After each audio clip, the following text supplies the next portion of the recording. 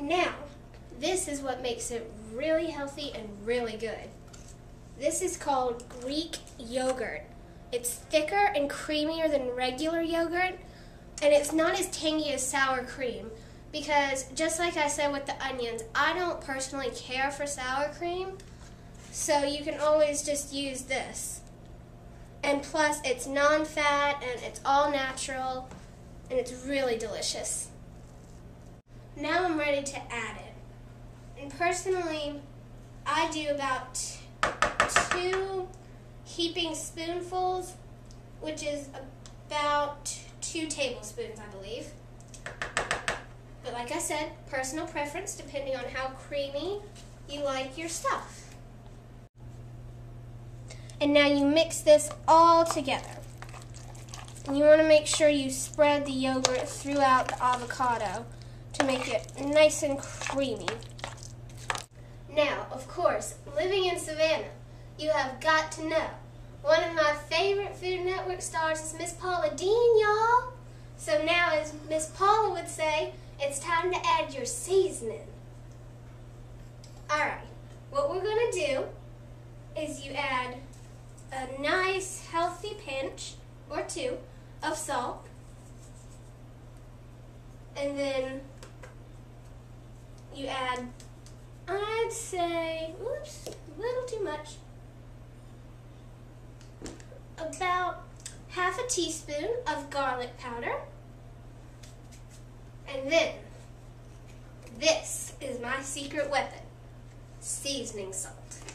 And this has all sorts of different spices and flavors in there, and it makes it so good you wouldn't even believe it.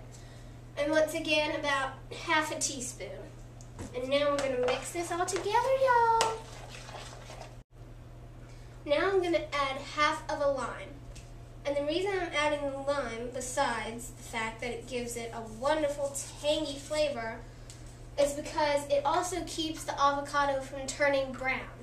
Now, what I'm going to use to put it in, this is called a juicer. And it opens up, and you stick the lime right down in there, and you squeeze. There we go. And of course, if you don't have a juicer, just use your hands. Okay? Then you mix that all together. Now, depending on when you're going to serve your guacamole, you can either refrigerate it now or leave it out. I personally like mine room temperature, so I'm going to leave it out for a little while, but just make sure you cover it so it doesn't turn brown. Now, you don't want to ruin your healthy guacamole with unhealthy store-bought chips, so I'm going to show you how to make some healthy homemade pita chips. You will need some whole wheat pita chips, some Pam so they don't stick, some garlic powder, and some salt. Now, what you do is you just take your knife and you start at the top of the pita and you just work your way down. Just like so. Now I'm going to show you how to cut those pitas into chip shapes. What you do is you cut halfway, like that, and then you cut these triangles in half as well. And then what you do, since the pita separates, you just peel it apart, and it's okay if it breaks, cut. Then once you have them cut, you don't want your chips to be too thick, otherwise they won't get crunchy. So with the pita, since it's hollow, you can just pull them apart just like that. Or if you want to, you can gently slide your knife right through.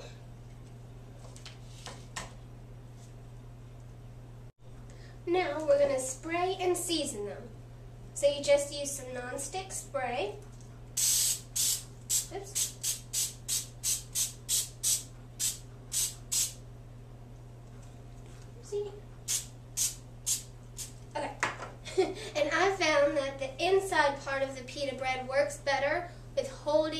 seasoning because of all those little nooks and crannies where they can crawl in there and hide.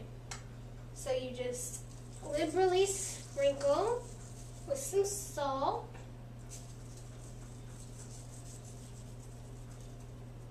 And then once again, garlic powder.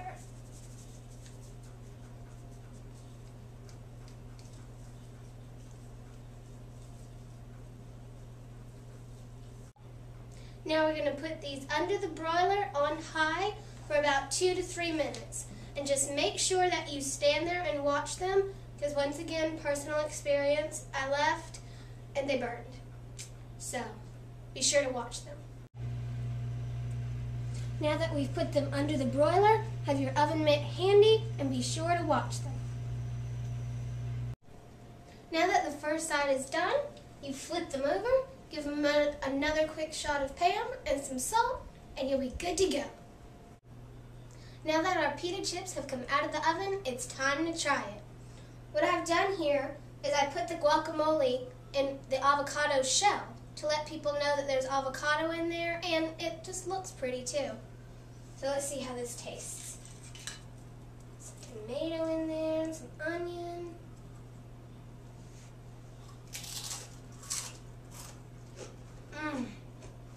That is really good.